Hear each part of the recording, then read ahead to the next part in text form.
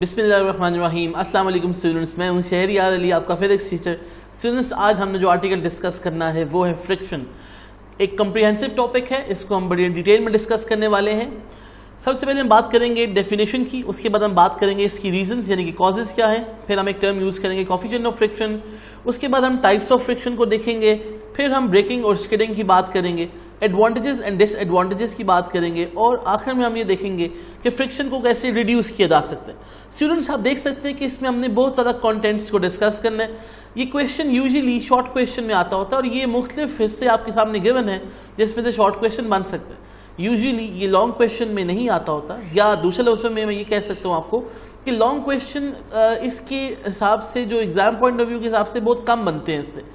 लेकिन फिर भी ऑब्वियसली मैं ये नहीं कह रहा कि आपने इसको long question point of view से नहीं करना, लेकिन यूजुअली अगर आप पास पेपर उठा के देख लें तो इसमें शॉर्ट क्वेश्चंस बहुत ज़्यादा आते हैं। ये क्योंकि लेंथी आर्टिकल है, ये सारे का सारा एज इट इज नहीं आ सकता, इसमें से कुछ पोर्शन जो है वो हमेशा पूछा जाता है आपसे। तो चलिए हम टाइम वेस्ट किए बगैर यहाँ पे स्टार्ट करते हैं। लेकिन इससे पहले मैं आपसे कुछ पूछना चाहूँगा। अपने आप से पूछिए, ज़रा सोचिए, अगर आप एक बॉल को थ्रो करते हो अपवर्ड, सपोज कर लो, वो एक हाइट पे जाके क्यों रुक जाता है? ये आपने पहले पढ़ा था, ग्रेविटी फोर्स की वजह से हमारे पास वहाँ पे उसको अर्थ जो है अपनी तरफ अट्रैक्ट कर रही होती है। फोर्स ऑफ ग्रेविटी उसके मोशन को अफेक्ट करती है, आपको ये बात याद होगी।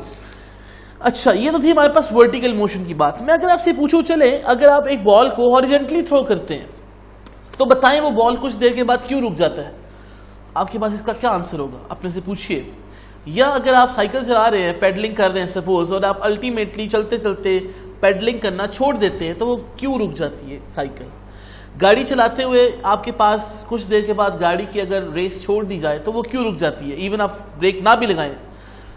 अगर आप कभी सोचें तो क्रिकेट के बहुत सारे शौकीन होंगे आप में से, ड्यू जो फैक्टर होता है, ड्यू फैक्टर क्यों इंपॉर्टेंट रोल प्ले करता है किसी भी टीम के लिए? टीम्स ये क्यों चाहती है कि ड्यू उनके मैच को अफेक्ट ना करे? खास तौर पे वो जो टीम बॉल करवा रही होती है उसको ड्यू से क्या फर्क पड़ता है, और जो बैट्समैन होता है उसको क्या फायदा होता है? अगर हम बात करें वेट आउटफील्ड की, उससे किस तरह मैच अफेक्ट हो जाता है? या अगर हम बात करें, कभी आपने ऑब्जर्व किया है कि जो टायर होते हैं वो डिजाइनिंग उस पर क्यों की जाती है? उसके अंदर जो है मुख्तलिफ किस्म के डिजाइन क्यों बनाए जाते हैं? क्या कभी आपने सोचा है कि पुराना टायर क्यों स्किड कर जाता है? गाड़ी को डेंजरस क्यों है चलाना पुराने टायर से as compare to a new one? ये सब क्वेश्चंस आपकी डेली लाइफ से रिलेटेड हैं, इनके बारे में सोचिएगा जरूर। तो इसका आंसर हमें आज मिलने वाला है। तो स्टूडेंट्स, हम बात करने वाले हैं फोर्स ऑफ फ्रिक्शन की। सबसे पहले हम इसको डिफाइन करते हैं। फोर्स ऑफ फ्रिक्शन की डेफिनेशन पहले मैं रीड आउट करता हूं, फिर मैं आपको समझा दूंगा। The force that opposes the motion of the moving objects is called friction. Students, आपको पता है कि आपके सामने टेबल पे इस वक्त अगर कोई लैपटॉप पड़ा है, या अगर आपके पास कोई टेबल ही पड़ा हुआ है, या चेयर पड़ी हुई है, या कोई भी चीज पड़ी हुई है, उसकी बिहाइंड एक फोर्स है और जिसने उसको होल्ड किया हुआ है, जिसने उसको रोका हुआ है, और वो है फोर्स ऑफ फ्रिक्शन। तो याद रखें, फोर्स ऑफ फ्रिक्शन हमारे पास इन सब चीजों का आंसर है जो मैंने पहले आपसे सोचने के लिए कहा था। तो फोर्स ऑफ फ्रिक्शन हमारे मोशन को अपोज करता है, कोई सा भी मोशन हो। सपोज कर लें आप एक बॉल को मूव करवा रहे हो रोटेटरी मोशन में, अगर बॉल, या अगर बॉल ट्रांसलेटरी मोशन में है, या गाड़ी अगर जिगजैग मोशन में है, स्ट्रेट लाइन मोशन में, इस तरह की बहुत सी एग्जांपल्स। अगर आपके सामने कोई टेबल पे कोई चीज पड़ी हुई है, सपोज कर लें कि आप इमेजिन करें कि आपके पास एक बैग है जो आपने रखा हुआ है, उस बैग के नीचे कोई व्हील्स नहीं लगे, जैसा ट्रॉली बैग होता है ना, ट्रॉली बैग के नीचे व्हील्स लगे होते हैं। जब आप कैश एंड कैरीज पे जाते हो तो ट्रॉली होती है, तो वो आप बड़े इजीली ड्रैग कर देते हो। तो हम यहाँ से पहले ये बात करने वाले हैं कि वो फोर्स जो हमारे मोशन को अपोज करती है उसको फोर्स ऑफ फ्रिक्शन बोलते हैं। ये फ्रिक्शन कब अपना रोल प्ले करती है? अगर एक चीज रुकी हुई है सपोज, तो वो रुकी रहेगी, ये तो हमें पता है, न्यूटन फर्स्ट लॉ से, अनलेस उस पर कोई फोर्स एक्ट नहीं करती। लेकिन हमने सिर्फ यही नहीं कहा था, हमने ये भी कहा था कि अगर ऑब्जेक्ट रुका हुआ है या मूव कर रहा है तो वो चलता रहना चाहिए अनलेस कोई उस पर फोर्स एक्ट नहीं करती। इसका मतलब है कि अगर ऑब्जेक्ट जो है वो रुका हुआ है तो कोई ना कोई फोर्स तो लग रही होगी, तो वो फोर्स ऑफ फ्रिक्शन है जो उसके मोशन को अपोज कर रही है, जो उसको मूव नहीं करने दे रही। इसी तरह अगर कोई ऑब्जेक्ट मूव कर रहा है, उसको रोकने वाली फोर्स भी फोर्स ऑफ फ्रिक्शन है। तो याद रखिए, जिस डायरेक्शन में मोशन होता है उसके ऑपोजिट डायरेक्शन में हमारे पास ऑपोजिंग फोर्स जो होती है उसको फ्रिक्शनल फोर्स बोलेंगे। याद रखिएगा, मैं दोबारा से रिपीट करता हूं, जिस डायरेक्शन में आप मूव कर रहे होंगे फ्रिक्शन आपके ऑपोजिट डायरेक्शन में एक्ट कर रही होगी। अगर आप एक ऑब्जेक्ट को सपोज नॉर्थ डायरेक्शन में पुश कर रहे हैं तो साउथ डायरेक्शन में फ्रिक्शनल फोर्स लग रही होगी। अगर आप एक ऑब्जेक्ट को राइट पे पुश कर रहे हो तो लेफ्ट पे उसकी फ्रिक्शनल फोर्स लग रही होगी। तो ये आप देख सकते हैं कि डायग्राम में ये एक ब्लॉक है जो किसी टेबल के ऊपर पड़ा हुआ है, या चले किसी सरफेस के ऊपर पड़ा हुआ है। ये फ्रिक्शनलेस स्मूथ सरफेस नहीं है, बल्कि ये फ्रिक्शन वाली सरफेस है। हम अक्सर फ्रिक्शनलेस पुली की बात करते आए, मैंने इसलिए ये वर्ड यूज किया दोबारा से। तो ये आपके पास ब्लॉक है, अगर आप इसको मूव करवाना चाह रहे हैं, सपोज आप इसको पुश करना चाह रहे हो, तो ये ब्लॉक टुवर्ड्स राइट मूव करेगा। Direction of motion towards right है, opposing force friction towards left होगी। तो याद रखिएगा कि जब भी कोई सरफेस पे कोई ऑब्जेक्ट स्लाइड करे या इट टेंड्स टू स्लाइड करे या टेंड्स टू स्लाइड, यानी कि अगर आप मूव करवा रहे हो या मूव करवाने की कोशिश कर रहे हो, दोनों सूरतों में फोर्सेस ऑफ फ्रिक्शन एक्ट कर रही होती है। तुम्हारे पास यहाँ पे resistive force is called frictional force. अब किस पे डिपेंड करती है? अगर हम सॉलिड मटेरियल्स की बात करें ना, फ्रिक्शन इन सॉलिड्स किन दो चीजों पर डिपेंड करती है। तो याद रखिए, nature of the two surfaces और the pressing force between them. Now what does this mean? Nature of the two surfaces का मतलब क्या है? इमेजिन करें कभी आप शॉपिंग मॉल्स में जाते हैं या कभी आप घरों में ऑब्जर्व करते हो कि जब आप अपने फ्लोर को साफ करते हो तो काफी जगह पे लिखा होता है कॉशन वेट फ्लोर। क्यों आपको वो इन्फॉर्मेशन देते हैं? वो आपको क्यों वार्निंग देते हैं वाली? क्योंकि अगर आप वेट फ्लोर पे चलने की कोशिश करो तो उस पे चलना मुश्किल है as compare to a dry floor. उसकी एक रीजन है। मतलब हम ये बात करने वाले हैं कि फ्रिक्शन कभी कभी हमारे लिए डिजायरेबल भी होती है, कभी कभी हमारे लिए नहीं भी चाहिए होती है फ्रिक्शन। लेकिन फ्रिक्शन किन फैक्टर्स पे डिपेंड करती है, that is very important. So first of all, nature of the two surfaces. For example, अगर मैं आपसे कहूं कि आपके पास एक पथरीला रास्ता है, यानी कि जिसमें ऑब्स्टेकल्स पड़े हुए हैं, और एक आपके पास स्मूथ सर्फेस है, कारपेटेड रोड है, तो जाहिर सी बात है अगर आप पथरीले रास्ते के ऊपर जिसमें स्टोन्स पड़े हैं वहां पे गाड़ी चलाने की कोशिश करोगे, गाड़ी जल्दी रुक जाएगी। एक स्मूथ कारपेटेड सरफेस के ऊपर गाड़ी थोड़ी ज्यादा देर चलती जाएगी। इसका मतलब है कि नेचर ऑफ द सर्फेसेस पे भी डिपेंड करती है फ्रिक्शन। तो अपोजिंग फोर्स कहाँ पे ज्यादा होगी? जहाँ पे रफ सरफेस है, और स्मूथ सरफेस पे आपके पास। इसीलिए तो हमारे पास कभी स्मूथ सरफेसेस के ऊपर आप जब मूव करने की कोशिश करते हैं तो वहां पे स्लाइड होने का चांस भी ज्यादा होता है। Similarly the pressing force between them, that is very important point. देखो, अगर आपके पास सपोज आपने एक ऑब्जेक्ट को मूव करवाना है, सपोज आपके पास एक 5 किलोग्राम का स्टोन है और एक आपके पास 50 किलोग्राम का स्टोन हो, इमेजिन कर लें बस। तो अगर आप दोनों को मूव करवाना चाहो, 5 किलोग्राम के स्टोन को, 50 किलोग्राम के स्टोन को, जाहिर सी बात है 50 किलोग्राम वाले फोर्स को ज्यादा फोर्स चाहिए होगी मूव करवाने के लिए। उसकी रीजन ये है कि उसका वेट जो एक्ट कर रहा है डाउनवर्ड, उसकी वजह से प्रेसिंग फोर्स बढ़ गई है, जिसकी वजह से फ्रिक्शनल फोर्स भी बढ़ जाती है। अब कैसे बढ़ जाती है फ्रिक्शनल फोर्स, इसको हम अगली स्लाइड में पढ़ते हैं जाके। अब हमारे पास एग्जांपल्स थोड़ी सी बात कर लेते हैं। फ्रिक्शन हमारे पास कॉमन ऑब्जर्वेशन क्या क्या है? अपने हाथ को जरा यानी कि पाम को रब करो तो आपके पास क्या होगा? हीट प्रोड्यूस होने शुरू हो जाएगी। अपने पाम को रब कीजिएगा जरा, फ्रिक्शन की वजह से हीट प्रोड्यूस हो जाती है। अब मैं आपको यहां से एक एग्जांपल देता हूं। जब आप कोई क्रीम लगाते हैं, फॉर एग्जांपल कोल्ड क्रीम या कोई लोशन लगाते हैं, जब आप उस वक्त रब करते हैं, उसको रब करना आसान है। जब आपके हाथ सपोज कर लें आपके पास कोई और चीज लग जाए, कोई सपोज कर लें कोई मट्टी वगैरह लगी होती है, तो उस वक्त रब करें। इमेजिन करें फ्रिक्शन कहाँ पे ज्यादा होती है, कहाँ पे कम। अगर आप ऑयल लगा के करते हो तो फिर देखिएगा रब करने का तरीका कुछ और होता है, यानी कि आपके पास फ्रिक्शन इस तरह से वेरी करती है। तो अब the harder you press your palm over the surface, more difficult would it move. That is very important. जो मैंने अभी एग्जांपल दिया आपको कि जितना ज्यादा वेट होता है ऑब्जेक्ट का, फ्रिक्शन उतनी ज्यादा होती है। देखो, आप अपने हाथ को ना स्लाइड करवाओ किसी टेबल के ऊपर, आराम से स्लाइड करो, very less amount of force के साथ। बाद में जरा जोर से प्रेस करो अपने हाथ को और फिर मूव करने की कोशिश करो, मूव ही नहीं करता हाथ आपका। तो इस तरह से जिस ऑब्जेक्ट का वेट ज्यादा होता है उसके लिए फ्रिक्शन भी ज्यादा होती है। उसकी हम रीजन पढ़ेंगे अभी कुछ देर के बाद। अब यही तो बात हमने करनी है कि व्हाई फ्रिक्शन अपोजेस मोशन, ऐसा क्यों हो रहा है। तो याद रखिएगा कि आपके सामने अगर एक स्मूथ सरफेस है तो वो लाजमी नहीं है कि वो मैक्रोस्कोपिक लेवल पे जो आपको नजर आ रही है एक चीज, यानी कि एपरेंटली नेकेड आई से जो आप चीज देख रहे हो, वो उतनी स्मूथ होती नहीं है बेसिकली जितनी आप समझ रहे होते हैं। बल्कि उसकी अगर हम थोड़ा सा माइक्रोस्कोपिक व्यू लें, एक होता है मैक्रोस्कोपिक, होता है माइक्रोस्कोपिक। अगर हम उसका माइक्रोस्कोपिक यानी कि इन डेप्थ बात कर रहे हैं तो कोई सरफेस परफेक्टली स्मूथ नहीं होती। Now what does this mean? अब यहां पे कोई सरफेस स्मूथ ना होने का मतलब है उसमें क्या एग्जिस्ट करेगी? उसमें इरेगुलरिटीज एग्जिस्ट करेगी। इरेगुलरिटीज एग्जिस्ट करने का मतलब क्या है कि हमारे पास वहां पे जो सरफेस है वो आपके पास उसमें पिट्स और बम्प्स होते हैं, इरेगुलरिटीज होती हैं। यानी कि आप मैं आम लफ्जों में अगर बात करूं ना तो आप जैसा कहते हैं ना खड्डे पड़े हुए हैं रोड के ऊपर, तो इस तरह से होते हैं उसमें। तो ये वर्ड मैंने यूज किया आपको ताकि समझ आ जाए बात। तो अब आपके पास बम्पी रोड जिस तरह होती हैं, पिट्स होते हैं, ये वही एग्जाम्पल यहाँ पे हम कर रहे हैं। तो यहाँ पे अब क्या है, that can be seen under a microscope. तो ये सिर्फ माइक्रोस्कोप से नजर आते हैं। दो मेन रीजन है जी इस चीज की, अब यानी कि सरफेस अगर पिट्स और बम्प्स है तो होगा क्या उसमें असल में कोल्ड वेट्स होते हैं, यानी कि इरेगुलरिटीज होती हैं, और प्रेसिंग फोर्स, यानी कि अगर आपसे कोई पूछे कि फ्रिक्शन क्यों अपोज करता है मोशन को, तो जो सरफेस के कोल्ड वेट्स होते हैं और जो सरफेस के ऊपर चीज पड़ी होती है उसका वेट यानी कि प्रेसिंग फोर्स, ये मतलब है इस बात का, तो उसकी वजह से फ्रिक्शन अराइज होती है। मतलब आपसे कहा जाए कि एक ट्रक को मूव करो तो उसको तो मूव आसानी से नहीं कर सकते आप, अलबत्ता गाड़ी को या साइकिल को, बल्कि साइकिल को ज्यादा आसान है।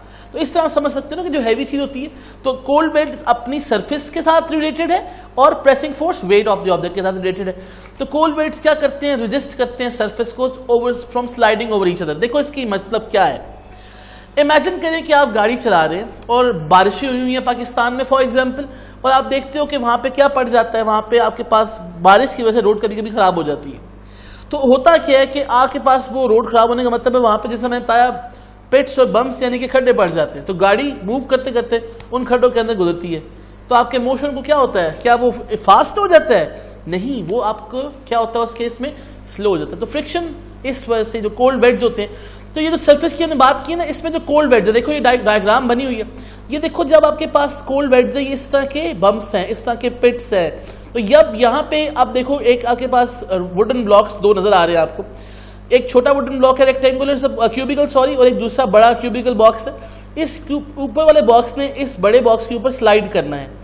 जब आप स्लाइड करवाओगे तो इस तरह से सर्फेसेस जो है दोनों साइड्स पे, मतलब इस छोटे बॉक्स की निचली सर्फेस और इस बड़े बॉक्स की ये वाली सर्फेस, मेरा पॉइंटर देखिएगा जरा प्लीज, ये जो बड़ा बॉक्स है इसकी ये वाली सर्फेस जिसके ऊपर स्लाइड कर रहा है छोटा बॉक्स, तो ये दोनों आपस में क्या करेंगी, स्लाइड करेंगी, इन कांटेक्ट आएंगी। कोल्ड वेट्स दोनों सर्फेसेस में मौजूद हैं, वो दोनों एक दूसरे के साथ इन कांटेक्ट आएंगे, वो मोशन को ब्लॉक करेंगे, वो बिकॉज वो दोनों एक दूसरे के साथ, आप इस तरह समझ लें कि वो हैंग ऑन हो जाएंगे, यानी कि वो एक दूसरे के मोशन को अपोज कर रहे हैं, वो फिक्स हो जाएंगे बीच में। फिक्स तो खैर नहीं, मैं एक वर्ड यूज करूंगा, मैं ये पूछूंगा कि वो एक दूसरे के मोशन को अपोज करेंगे।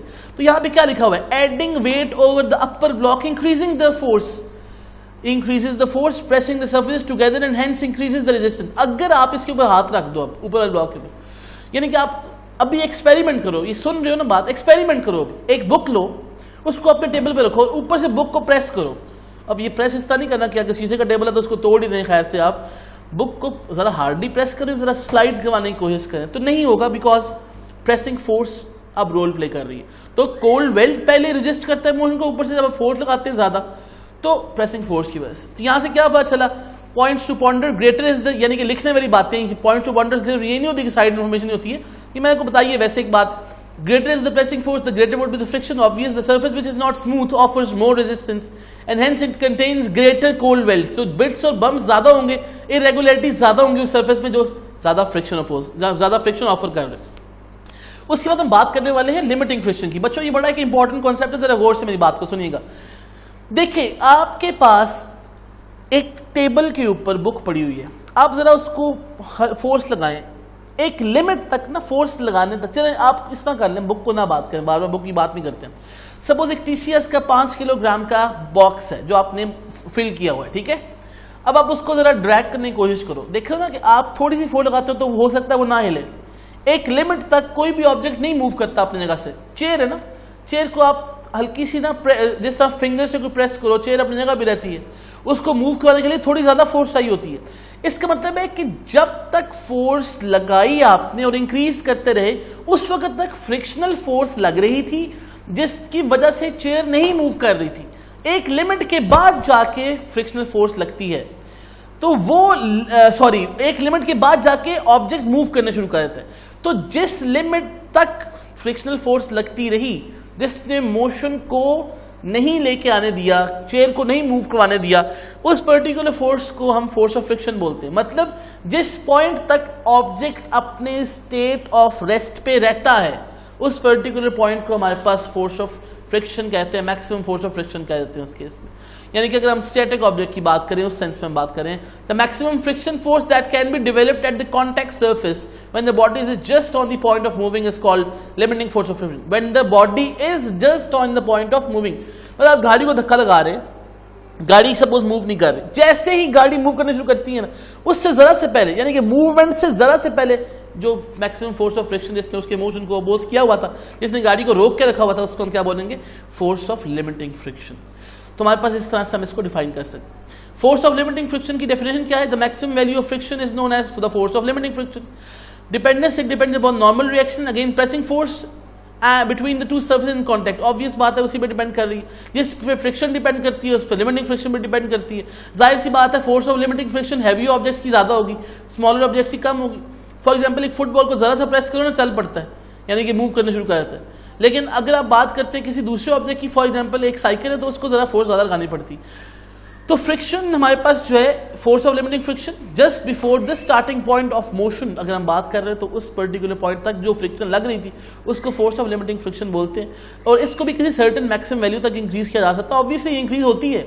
इंक्रीज होने का मतलब क्या, जरा सुन लो इस बात को भी, कि इंक्रीज एक लिमिट तक की होती है ना, उसके बाद तो ऑब्जेक्ट चलना शुरू कर देता है। मतलब आप फोर्स लगा रहे हो, टेबल मूव नहीं कर रहा, कभी टेबल मूव करें ना जरा, ये जो डाइनिंग टेबल होता है, आप एक फोर्स लगाते हो ना तो ये नहीं मूव करता। जब तक आप फोर्स इंक्रीज कर रहे हो ना, एक लिमिट तक तो आपकी फ्रिक्शन भी इंक्रीज कर रही है, लेकिन जैसे ही आपकी फोर्स इस काबिल हो जाती है कि वो ओवरकम कर जाए फ्रिक्शन को, तो आपका टेबल मूव करने शुरू करता है।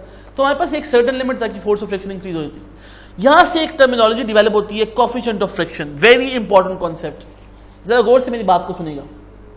पहले मैं डिफाइन करूंगा जी, फिर नेक्स्ट स्लाइड में मैं इसको एक्सप्लेन कर दूंगा। The ratio between the force of limiting friction and the normal reaction force is constant. This constant is called coefficient of friction. इसको mu यानी कि म्यू पढ़ते हैं, ये सिंबल जो है ये म्यू है, mu है ये, ठीक है। म्यू क्या क्या है? Force of friction divided by normal reaction force. Now what is this? This is very important point, देखिएगा जरा। फोर्स ऑफ फ्रिक्शन यहां से क्या आ जाएगी? वैसे म्यू इंटू आर आ जाएगी, यानी कि reactional force into the mu. यानी कि अगर आपको कोएफिशिएंट ऑफ फ्रिक्शन गिवन हो और रिएक्शनल फोर्स गिवन हो, तो अब आपके पास फोर्स ऑफ फ्रिक्शन आ जाएगी। जरा मेरी बात सुनिएगा, मैं क्या बोलने वाला हूं। अब मैं पहले अगली स्लाइड पे जाऊंगा, ठीक है जी। बाकी हम पहले ये देखते हैं कि ये नॉर्मल रिएक्शनल फोर्स क्या थी, ये तो हमने पहले पढ़ी हुई है ना। देखो अब यहाँ पे क्या क्या लिखा हुआ है। अगर एक बुक पड़ी हुई है हॉरिजॉन्टल टेबल पे, तो नॉर्मल रिएक्शन फोर्स क्या होती है उसकी? क्योंकि weight of the object downward act कर रहा होता है ना, W mg, तो reactional force by third law exactly ऊपर एक्ट कर रही होती है उसके। अगर बुक डाउनवर्ड एक्ट कर रहा है वेट, तो ऑब्वियसली रिएक्शनल फोर्स टॉप पे एक्ट कर रहा होगा, अपवर्ड एक्ट कर रहा होगा, सेम मैग्नीट्यूड का होगा। तो हम क्या लिख सकते हैं? R is equal to W mg, सामने लिखा हुआ है आपके सामने ग्रीन कलर का। तो यहां पे इसका मतलब है 3.2 इक्वेशन में, 3.20 में, या R लिखो या W लिखो, एक ही बात है। इसका फिजिकल मतलब मैंने समझाना है, अभी जरा वेट कीजिएगा प्लीज। मैंने आपको सिर्फ पहले ये रिमाइंड करवा लूं कि ये क्या चीज थी जो R थी। तो R is equal to mg is equal to W लिखा जा सकता है ना। तो Fs की वैल्यू म्यू इंटू R भी सही है, म्यू इंटू W भी सही है, या म्यू इंटू mg भी सही है। ठीक हो गया ना, क्योंकि रिएक्शनल फोर्स वेट के बराबर ही है ना, तो जाहिर सी बात है 3.23 और 3.21 सेम लिखी हुई है। तो इस तरह से ये आपको याद करवाना मकसद था। लेकिन बच्चों ये है क्या, मतलब कोएफिशिएंट ऑफ फ्रिक्शन की सिग्निफिकेंस क्या है? मैथमेटिक्स तो हमें नजर आ गया, तो याद रखो बच्चों। अब मैं आपको समझाने वाला हूं ये क्या है। देखिए जरा, ये एक सरफेस हमने कंसिडर की, कोई भी सरफेस, सपोज कोई जमीन पे पड़ी हुई ऑब्जेक्ट, कोई टेबल पे पड़ी हुई, उसके ऊपर ये ब्लॉक पड़ा हुआ है, ठीक है। इसको आप रेक्टेंगुलर ब्लॉक या स्क्वायर ब्लॉक जो मर्जी करना चाहे बोल दें। वैसे मुझे क्या लग रहा है, मुझे ये रेक्टेंगुलर ब्लॉक, मुझे रेक्टेंगुलर ब्लॉक लग रहा है, क्योंकि साइड ये वाली छोटी वाली साइड है। बहरहाल रेक्टेंगल हो या ब्लॉक हो, हमें पता है कि या स्क्वायर ही होगा या रेक्टेंगल होगा। अच्छा, आपने क्या किया, ये पहले रुका हुआ ऑब्जेक्ट है, इसका वेट कहां पे एक्ट कर रहा होगा? डाउनवर्ड, ठीक हो गया। W डाउनवर्ड एक्ट कर रहा है। रिएक्शनल फोर्स नॉर्मल कहां पे एक्ट कर रही होगी? अपवर्ड। किस लॉ के मुताबिक? थर्ड लॉ के मुताबिक। कॉन्सेप्ट क्लियर करने हैं, ठीक है।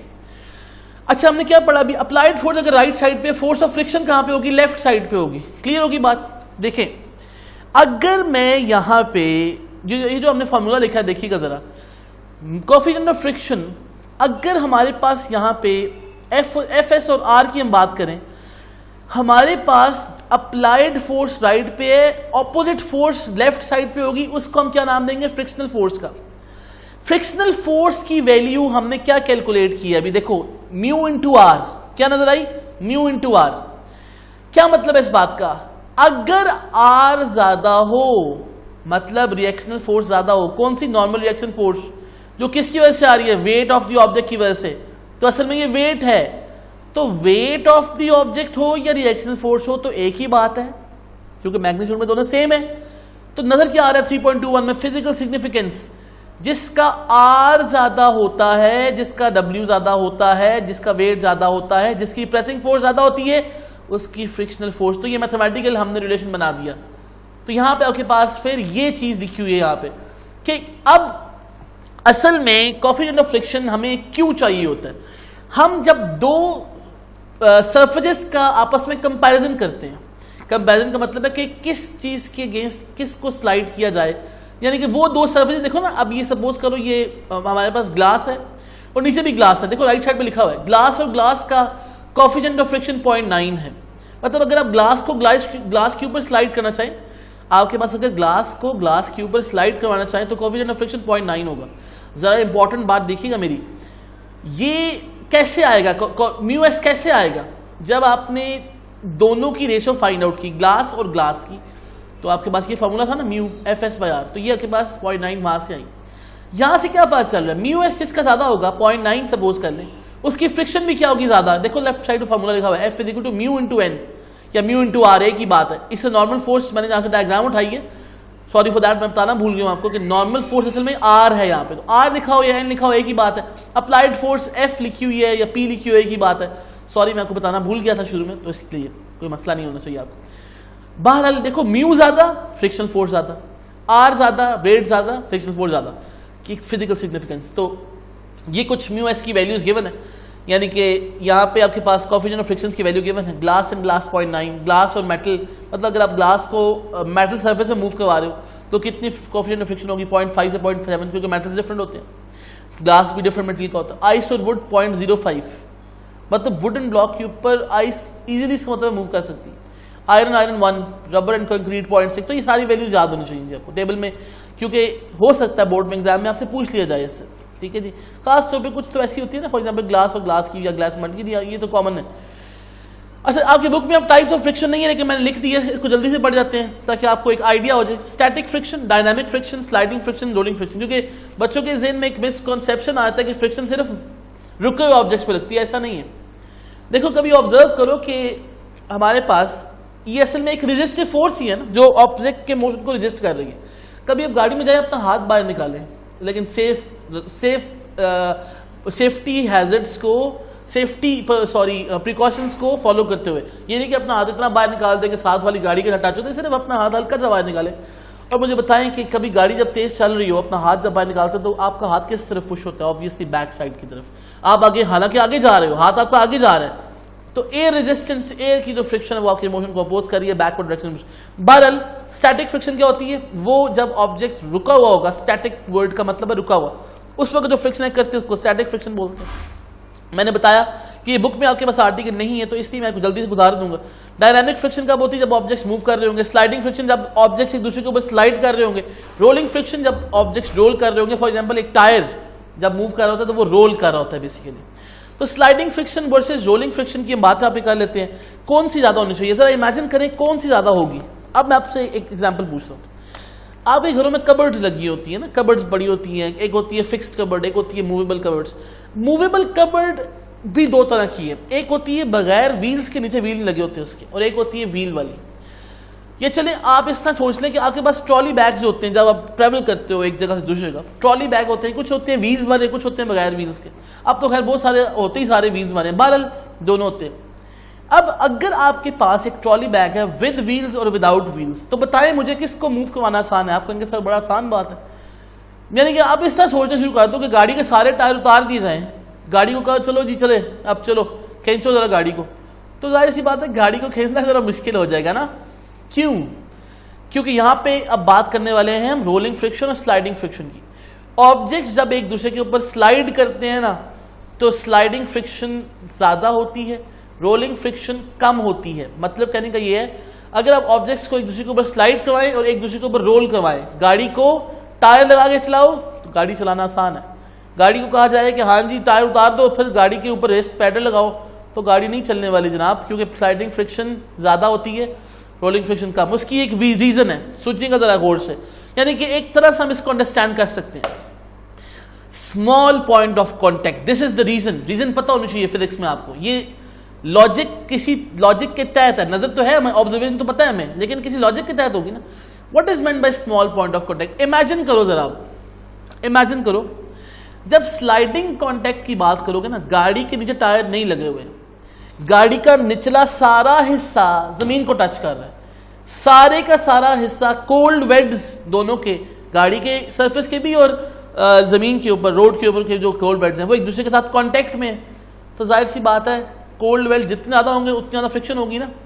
और रोलिंग फ्रिक्शन की बात करो तो गाड़ी के साथ जब टायर लगाते हो ना आप, तो सिर्फ 4 पॉइंट्स होते हैं, वो भी वेरी स्मॉल एरिया के साथ टच कर रहे होते हैं, सिर्फ टायर का हिस्सा टच कर रहा होता है।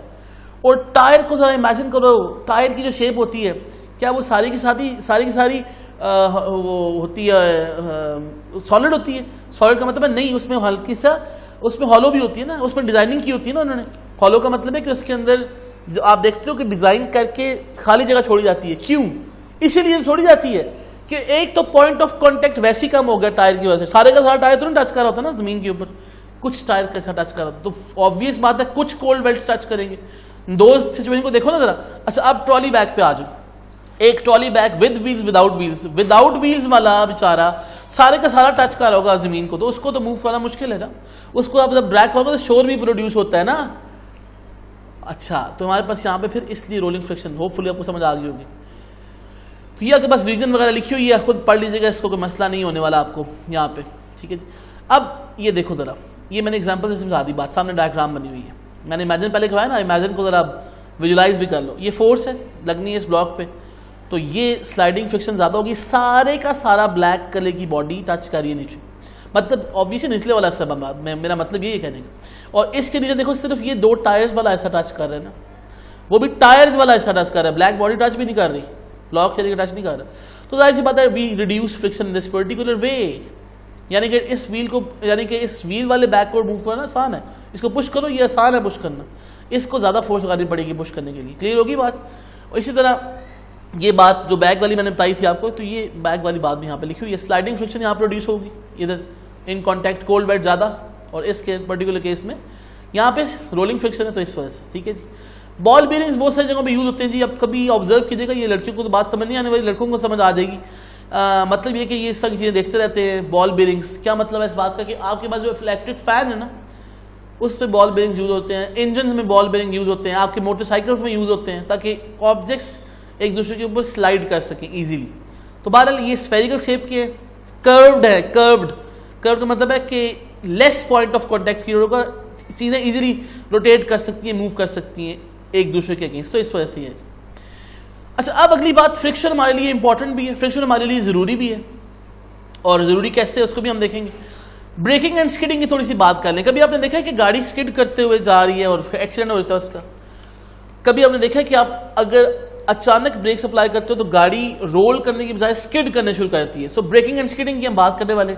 गाड़ी का मोशन 2 तरह से एफिलिएटेड है, एक तो व्हील्स का मोशन है, ट्रांसलेटरी मोशन, एक हमारे पास रोटेशन ऑफ द व्हील्स जो है वो रोटेटरी मोशन भी है, यानी कि व्हील अपने एक्सेस में भी रोटेट कर रहा है और गाड़ी को एक जगह से दूसरी जगह पहुंचा भी रहा है, तो वो तो होगा हमारे पास ट्रांसलेटरी मोशन, जब एक जगह से दूसरी जगह जा रहा है हमारे पास ऑब्जेक्ट। तो इसलिए याद रखिएगा कि हमारे पास अगर आपने किसी गाड़ी को रोकना है या किसी गाड़ी को चलाना है तो फ्रिक्शन इंपॉर्टेंट होगा ना। देखो फ्रिक्शन ना होती, इमेजिन करें 1 मिनट के लिए, फ्रिक्शन ना होती, अगर फ्रिक्शन ना होती तो सुनिए मेरी बात गौर से, आप खुद जो बैठे हुए आप बैठ ना सकते, आपके सामने चेयर जो पड़ी है वो फ्रिक्शन ना होती, उसको अपोजिंग फोर्स ही ना मिलती, वो मूव कर रही होती। अगर फ्रिक्शन ना होती तो टेबल ये आप बैठ ही ना सकते थे, टेबल सामने होता ही ना आपके, हर चीज मूव कर रही होती, क्योंकि रिएक्शनल फोर्स जो अपोज कर रही है मोशन को वो तो होती ही ना उस केस में। So it is desirable to stop a car quickly, a large force of friction between the tyres and road is needed. अगर फ्रिक्शन फोर्स ना होती तो गाड़ी रुकती ना, but there is a limit to this force of friction that the tyres can provide. लेकिन याद रखिएगा कि फ्रिक्शन प्रोड्यूस की जाती है when we apply the brakes. Basically friction produce की जाती है, मतलब हम अपने मोशन को अपोज करते हैं, हम ऑब्जेक्ट्स को रोटेट जो कर रहा था ना हमारा व्हील, उसके रोटेटरी मोशन को रोकते हैं तो गाड़ी रुकती है ना। तो हम चाहते हैं कि कोल्ड वेड्स जो हैं यानी कि स्लाइड करे आपका टायर कंपैरेटिवली। तो हमारे पास इस तरह से हम ये बात कर रहे होते हैं कि मोशन को अपोज कर रहे होते हैं। स्लाइड करने का ये मतलब नहीं है गाड़ी को स्लाइड करवाना है, मेरा कहने का मतलब है रोटेटरी मोशन को हम रोक रहे होते हैं। अब यहां पे एक important point, do not apply sudden brakes और स्ट्रॉन्ग ब्रेक्स। होगा क्या अगर आप अचानक ब्रेक लगाओगे ना, याद रखो ये पुरानी गाड़ियां थी जिसमें एबीएस सिस्टम नहीं होता था, बल्कि अब तो इससे भी अगला सिस्टम आ गया हमारे पास गाड़ियों में, उसको हम एबीएस की बजाय पता नहीं इलेक्ट्रॉनिक क्या है, मुझे इसका नाम भूल गया है। अब if the brakes are applied too strongly the wheels of the car will lock up and stop turning. गाड़ी के व्हील लॉक हो जाते हैं, मतलब कभी ऑब्जर्व करना स्लो मोशन में, प्ले करो गाड़ी अपनी कोई वीडियो, उसको स्लो मोशन में ऑब्जर्व करो ब्रेकिंग को, तो गाड़ी का टायर रुक जाता है अगर आप स्ट्रांगली ब्रेक अप्लाई करेंगे। अब रुकेगा तो क्या होगा, गाड़ी का टायर रोटेट करना बंद कर देगा। एक ऑब्जेक्ट जब रोटेट करना बंद कर दे तो वो स्लाइड करने शुरू कर देती है। तो स्लाइड करने का मतलब क्या है, गाड़ी का जो स्लाइडिंग है असल में वो स्किड करने शुरू कर देगी। तो याद रखना कि गाड़ी स्किड करने शुरू करती है, मैं स्लाइड का वर्ड यूज करती हूँ, sorry for that. The car will skid due to its large momentum, क्योंकि उसका मास वेलोसिटी ज्यादा थी, खासतौर पर जब आप हाई स्पीड पर जा रहे होते हो तो हमारे पास यहाँ पे product of mass and velocity momentum large. तो मोमेंटम लार्ज तो हमारे पास क्या होगा उस केस में, उसका जो गाड़ी की फोर्स होगी फॉरवर्ड डायरेक्शन में वो ज्यादा हो जाएगी, because rate of change of momentum force के बराबर होती है ना। तो जो आपने वेलोसिटी में चेंज लेके आए हैं वो असल में फोर्स में कन्वर्ट होगी, तो गाड़ी स्किड करने शुरू करती है, आउट ऑफ कंट्रोल हो जाती है। तो हमारे पास क्या होता है फिर उस केस में, गाड़ी का जो मूवमेंट है वो आपके हाथ में नहीं रहती, तो फिर वो हैप्पैजेड डायरेक्शन में मूव करती है, एक्सीडेंट होने का चांस होता है। अगर आपने इसको स्किड करने से रोकना है तो इसका हल ये है कि आप ब्रेक्स को सडनली अप्लाई ना करो, ना ही स्ट्रांगली अप्लाई करो, बल्कि ग्रेजुअली अप्लाई करो। तो इसका हल वैसे यही होता है कि आप अगर ग्रेजुअली अप्लाई करेंगे तब आपका व्हील ऑन एंड ऑफ अपने मोशन को कंटिन्यू करेगा, और आपके पास क्या होगा, इस तरह से वो रोल करता रहेगा, और रोल करते करते वो इजीली रुक भी जाएगा, वो स्किड करना नहीं शुरू कर देगा। तो हमारे पास याद रखिएगा, it is unsafe to drive a vehicle with worn out tyres. ये भी बात इंपॉर्टेंट है, पुराने टायर्स कभी आप यूज ना कीजिएगा, जो टायर्स जिसकी कोई शेप ही नहीं होती।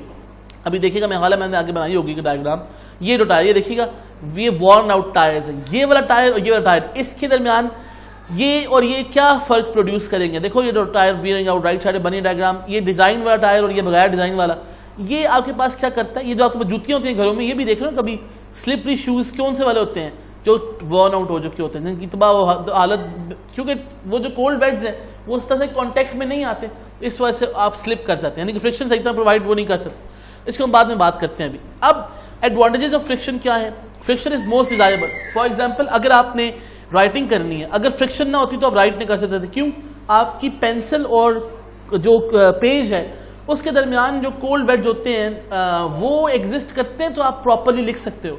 इमेजिन करो कि आपके पास जो है कोई ऐसी सरफेस होती, सपोज करें ऑयली सरफेस है, आप उसके ऊपर कुछ भी नहीं लिख सकते। आप पानी के ऊपर क्यों नहीं लिख सकते, इसी वजह से नहीं लिख सकते कि हमारे पास वो फ्रिक्शन ऑफर नहीं करती। तो हमारे पास one can not write if there would be no friction between the paper and the pencil. तो इस तरह से हमारे पास ये इंपॉर्टेंट बात है। वॉकिंग हमारे पास यहाँ पे friction enables us to walk on the ground। अगर हम फ्रिक्शन ना होती तो हम अपनी स्टेबिलिटी मेंटेन ही ना कर सकते, हम भाग नहीं सकते थे, हम चल नहीं सकते थे। अगर आप देखो स्लिपरी ग्राउंड की बात करो तो स्लिपरी ग्राउंड में हमारे पास जो फ्रिक्शन होती है वो एग्जिस्ट नहीं करती। स्लिपरी ग्राउंड जो है फ्रिक्शन हमें हमारे मोशन को अपोज नहीं कर रही होती, हम स्टेबिलिटी की तरफ नहीं जाते बल्कि हम गिरने की कोशिश करते हैं। तो याद रखिए, a slippery ground offers very little friction, so in that case our stability would be affected। Flying purposes के लिए भी ये यूज, अगर बर्ड्स को फ्रिक्शन अपोज ना करती तो क्या होता है, सपोज अगर एयर ना होती, एयर उनके मोशन को अपोज ना करती तो हमारे पास क्या होता, बर्ड्स जब विंग्स को प्रेस करते यानी कि पुश करते एयर को, तो वो फोर्स तो एयर पे लगा रहे थे, एयर के मॉलिक्यूल्स पे, अगर एयर उसको अपोज ना करती तो रिएक्शनल फोर्स कहां से आती, रिएक्शनल फोर्स उनको फॉरवर्ड, यानी कि अगर वो जा रहे हैं सपोज कर लें किसी पर्टिकुलर डायरेक्शन में, तो रिएक्शनल फोर्स उसको बैकवर्ड। अब देखिए यहाँ पे क्या कह रहे हैं भाई साहब, हमारे पास अगर एयर रेजिस्टेंस ना होती तो reaction of the pushed air enables the birds to fly. वो इसको पुश करते हैं बैक पे, तब होता क्या है कि रिएक्शनल फोर्स इस बर्ड के ऊपर लग रही होती है, बर्ड के ऊपर जब रिएक्शनल फोर्स लगती है तो वो फ्लाई कर जाता है, यानी कि वो अपवर्ड मूव कर जाता है, या अगर वो बैक पे कुछ वर्ड्स पुश कर देती हैं इनको तो वो फॉरवर्ड डायरेक्शन में मूव कर जाती हैं। इस तरह से फ्रिक्शन इंपॉर्टेंट है सपोर्टिंग या होल्डिंग पर्पजेस के लिए। अगर आपने कोई लेडर यूज किया, सपोज करें दीवार के साथ आपने लेडर हैंग की हुई है, हैंग नहीं सॉरी की हुई, उसको सपोर्ट किए हुए, लीन किया हुआ इसको, तो क्या होगा उस केस में, लेदर के दरमियान जो लेडर है उसकी जो वुडन वो जगह जो टच कर रही है वॉल को, वॉल की कोल्ड वेड्स और लेडर की कोल्ड वेड्स वुडन वाली एक दूसरे के साथ कांटेक्ट में, तभी वो रुकी हुई है। और अगर हमारे पास गीली सरफेस होती है तो आपको पता है कि अगर दीवार गीली हो या जो सरफेस ऑफ द अर्थ है वो गीली हो तो हमारे पास यहाँ पे क्या होगा, यहाँ पे हमारे पास जो स्लिपरी सरफेस की वजह से फ्रिक्शन नहीं होगी और वो लैडर गिर सकती है, यानी कि वो स्लिप कर सकती है। तो ये इंपॉर्टेंट है। इसी तरह अगर आपने बुक्स एक दूसरे के ऊपर स्टैक करनी है तो वो कैसे स्टैक होंगी, जब हमारे पास यहाँ पे विदाउट स्लिपिंग जब वो एक दूसरे के ऊपर स्टैक इसलिए होती है क्योंकि कोल्ड बेड्स एक दूसरे के साथ कॉन्टैक्ट में होते हैं, वो उसको होल्ड कर लेता है। अगर ना होती फ्रिक्शन तो ये कभी भी स्टैक ना हो सकती थी। उसके बाद हम बात करते वाले डिसएडवांटेजेस ऑफ फ्रिक्शन की। ये फ्रिक्शन जो है अपोज करती है हमारे मोशन को, सबसे बड़ी बात हमें पता है, शुरू में हम बात कर चुके हैं। और यानी कि इससे नुकसान ही होता है कि हमारा मोशन जब अफेक्ट होता है ना, देखो जब आप किसी फोर्स के अगेंस्ट काम करोगे ना, कुछ एनर्जी उसको करने में वेस्ट हो जाएगी। मतलब अगर आप सपोज कर लें, इसको मैं एग्जांपल ऐसा देता हूँ कि अगर आप पढ़ाई कर रहे हो और आपकी उसमें डिस्ट्रैक्शंस आ गई हैं, सपोज आपको फेसबुक पे मैसेज आ गया, व्हाट्सएप मैसेज आ गया, तो आपकी पढ़ाई का कुछ टाइम कहाँ ज़ाया हो जाएगा उसको देखने में। तो याद रखो कि अपोजिशन होती है मोशन की जो डिजायरेबल नहीं है यूजुअली। किस सेंस में कि पेट्रोल ज़्यादा वेस्ट होगा, एनर्जी ज़्यादा वेस्ट होगी, एनर्जी कंजम्पशन ज़्यादा होगी, या एनर्जी कंजम्पशन ओवरकम करने में कंज्यूम हो चुकी होगी, तो इस वजह से लॉस ऑफ एनर्जी ऑब्वियसली बात आ गई। फ्रिक्शन हीट प्रोड्यूस करता है। सबसे इंपॉर्टेंट बात यह है कि आप देखो आपका जो अगर हम बात करें ना इलेक्ट्रिक करंट की, जो किसी फैन में से किसी डिवाइस में से गुजरती है, वो कुछ देर के बाद हीट अप क्यों हो चुका होता है, क्योंकि आगे तक आप पढ़ोगे इलेक्ट्रिक करंट जब मूव करती है तो असल में इसके अंदर इलेक्ट्रॉन जो चार्ज कैरियर्स मूव कर होते हैं वो कोलाइड करते हैं एटम्स के साथ, कोलाइजन की वजह से फ्रिक्शन प्रोड्यूस होती है, फ्रिक्शन की वजह से हीट प्रोड्यूस होती है, तो हमारी डिवाइसेस हीट अप हो जाती है। हमारे टायर जो होते हैं कभी देखिएगा ना बर्स्ट कर जाते हैं ना गर्मियों में खास तौर पे, क्यों होते हैं, बिकॉज फ्रिक्शन की वजह से हीट प्रोड्यूस होती है उसके। तो ये डिसएडवांटेजेस ऑफ फ्रिक्शन देखिएगा, जो सूल्स होते हैं वीर आउट कर जाते हैं। ये एक आपके पास नया शूज है और एक पुराना शूज है, ऑब्वियसली ये स्लिप कर जाएगा, ये नहीं स्लिप करेगा क्योंकि इसके कोल्ड बेड्स एक्टिवेटेड स्टेट में, इस तरह समझ लें आप, ये टायर नया है ये पुराना है, ये इसके कोल्ड बेड्स एक्टिव है। ये जो स्टोन सर्फेसेज होती हैं ये जब आपके पास आप यूज होती रहती हैं, अल्टीमेटली वो स्टोन जो होता है वो क्या कर जाता है, ऊपर से आप देख सकते हो खुरदरा जिसे हम बोलते हैं, अगर वो था, अगर ये स्मूथ था पहले तो आहिस्ता आहिस्ता खत्म होनी शुरू होती है, उसकी कोल्ड बेड खत्म होनी शुरू होती है। तो ये बहुत सारी एग्जांपल्स हैं, आप देख सकते हैं। आखिर में हम बात करेंगे methods to reduce the friction. अगर हम किसी सरफेस को पॉलिश करते हैं, पॉलिश का मतलब है कि आप उसको किसी भी चीज से पॉलिश कर रहे हैं, कोई भी आप अपने शू को भी देखो ना, अगर पॉलिश करते हो वो बड़ा एक स्मूथ बन जाती है। तो polishing the surface reduces the irregularities and hence reduces the friction. उसके बाद लुब्रिकेशन, अगर हम ऑयल देते हैं किसी चीज को, मतलब अगर आपके पास देखते हैं कि हिंजेस जो होती है हमारे दरवाजों की, या हमारे पास जो मेटालिक ऑब्जेक्ट्स होते हैं, अगर हम उसको ऑयलिंग करें, उसको ग्रीस देते हैं जब हम, तो लुब्रिकेशन करने से फ्रिक्शन जो है वो कम हो जाती है। यानी कि आप कभी ऑब्जर्व कीजिएगा कि हम जब किसी चीज को, ये जो हमारा इंजन है उसमें हम ऑयल क्यों डालते हैं, बिकॉज इंजन में हमारे पास मेटालिक पार्ट्स हैं जो मूव कर रहे होते हैं, तो उनकी मूवमेंट को आसान करने के लिए। तो यूज ऑफ बॉल बेरिंग्स और रोलर बेरिंग्स की मैंने पहले बात बता दी थी कि यहाँ पे आपके पास इंजन की बात ही मैं करता हूँ दोबारा से, कि इसमें बॉल बेरिंग्स लगे होते हैं और हमारे बहुत सारी डिवाइसेस ऐसी हैं जिसमें बॉल बेरिंग्स लगे होते हैं, जिससे हमारी मूवमेंट यानी कि ऑब्जेक्ट्स की मूवमेंट बड़ी आसान हो जाती है। और होता क्या उसकी वजह से, उसमें बॉल बेरिंग्स की वजह से, क्योंकि वो स्फेरिकल शेप्ड होती है, कर्व्ड सरफेस होती है, फुटबॉल की तरह यानी कि होती है, स्मॉल साइज का देखो फुटबॉल, बिल्कुल स्मॉल साइज का, तो वो जब कर्व्ड सरफेस होगी तो स्मूथ होगी, फ्रिक्शन कम होगी। स्ट्रीम, ये बड़ी इंपॉर्टेंट बात है, streamlining the shapes of the cars, fast cars, boat, plane. कभी अब देखो ना पुराने जमाने की गाड़ियां, 1960s की, कभी देखिए 70s की, जो दिखाते थे मूवीज में भी, और कभी आप सर्च कीजिएगा क्रेसिडिया वगैरह, जो टोयोटा की पुरानी गाड़ियां थी और इस तरह की बहुत सारी जो कंपनीज हैं, वो बड़े बड़े बोनट्स होते थे, उसके अंदर रेक्टेंगुलर बोनट्स वगैरह होते थे, बड़े बड़े बोनट्स, पीछे भी और आगे भी, डिग्गी भी। अब आप देखो कि रेसिंग कार्स को भी ऑब्जर्व कीजिएगा या फास्ट मूविंग कार्स को ऑब्जर्व कीजिएगा, वो स्ट्रीम लाइंड होती हैं, जिसको हम बोलते हैं कि वो फिश शेप्ड होती हैं, नैरोअर होती हैं। ऐसा क्यों है? या कभी आप देखते हैं कि आज की गाड़ियों के बोनट बिल्कुल छोटा सा होता है, क्यों? देखो जितना ज्यादा लॉन्ग होगा ना बोनट, उतनी ज्यादा उस पर हिट करेगी एयर मॉलिक्यूल्स, उतनी ज्यादा फ्रिक्शन आएगी, पॉइंट ऑफ कॉन्टेक्ट की बात है ना वो सारी। तो हमारे पास यहाँ पे कभी बुलेट ट्रेन की शेप दिखेगा जरा, वो बिल्कुल आपके से नैरो है, तो क्यों है? ताकि एयर उसके ऊपर स्लाइड कर जाए, बजाय देखो अब क्या होगा, अगर तिरछी हो ना, इंक्लाइंड हो, इंक्लाइंड अगर हो सरफेस, तो एयर जब हिट करती है ना, एयर इंक्लाइंड का, अब मुझे होपफुल है को मतलब पता होगा, क्लास 5-6 की बातें हैं। इंक्लाइंड का मतलब होता है कि एक एलिवेटेड, तो जिस तरह से आपके पास एक ट्राइंगल हाइपोटेन्यूज, तो उस तरह से, तो एयर जब उसके ऊपर आके हिट करेगी ना, हाइपोटेन्यूज के ऊपर से गुजर जाएगी और स्लाइड कर जाएगी। अगर वो सपोज सीधी होती लाइन, मतलब अगर हमारी विंड स्क्रीन सीधी होती, कर्व्ड क्यों होती है हमारी विंड स्क्रीन, सोचिएगा जरा कभी, अगर हमारी विंड स्क्रीन बिल्कुल सीधी होती, जिस तरह हमारी खिड़की होती है घर में, तो होता क्या, आपके पास सारे एयर मॉलिक्यूल आके हिट करते गाड़ी को, और जब वो हिट करते तो पॉइंट ऑफ कांटेक्ट बढ़ जाता है। जितने ज्यादा मॉलिक्यूल हिट करेंगे उतनी ज्यादा रेजिस्टिव फोर्स होगी, तो इसलिए हमारे पास स्ट्रीम लाइनिंग ही आती है। तो ये आप आगे जाके पढ़ोगे भी स्ट्रीम लाइन, तो ये आप इस तरह समझ सकते हो कि जो मैंने शेप्स आपको समझा दी। और use of correct combination of surface in contact, या ऐसी बात है कि आप अगर दो चीजों को मूव करना चाह रहे हो, कभी आपने देखा है कि आपके घरों में स्लाइडिंग एल्यूमिनियम की खिड़कियां लगी होती हैं, वो एक दूसरे के ऊपर स्लाइड कर रही होती है। इमेजिन करें कि नीचे उसके पत्थर रख दें आप, हल्के हल्के छोटे छोटे जो है जो कंकरी बोलते हैं ना, स्मॉल पेबल्स, वो अगर रखोगे तो वो मोशन को अपोज कर देंगे। तो हमें ये देखना पड़ेगा कि जिन दो चीजों को हम स्लाइड करवा रहे हैं वो आपस में किस तरह से बिहेव कर रही है। तो ये था हमारे पास जनाब आज का आर्टिकल। ये आर्टिकल अब इतना लेंथी है, क्या ये एक साथ आ जाएगा सारा एग्जाम में, तो ऐसी बात नहीं है। मैं आपको बता देता हूं दोबारा से, कुछ portions for example short question आ सकते हैं, राइट अ नोट आ सकता है, तो इस तरह से आपको कहा जा सकता है derive an expression for the coefficient of limiting friction. तो पहले डिफाइन करोगे कॉजेज और कोएफिशिएंट तक बस आंसर लिखोगे। फिर ब्रेकिंग एंड स्किडिंग के बारे में अलग क्वेश्चन आ सकता है, एडवांटेजेस डिसएडवांटेजेस के बारे में अलग आ सकता है, मेथड्स के बारे में अलग आ सकता है। तो ये आपने अब देख लें जी। कोई मसला अगर हो तो व्हाट्सएप नंबर गिवन है जी, आपने मुझसे पूछ लेना है। होपफुली आपको आज का लेक्चर समझ आ गया होगा। Thank you very much. इंशाल्लाह आपसे नेक्स्ट लेक्चर में मुलाकात होगी। हम यूनिफॉर्म सर्कुलर मोशन की बात करने वाले हैं जी नेक्स्ट में। तब तक के लिए अपने कोर्स इंस्ट्रक्टर शहरियार अली को इजाजत दीजिए। अल्लाह हाफिज़।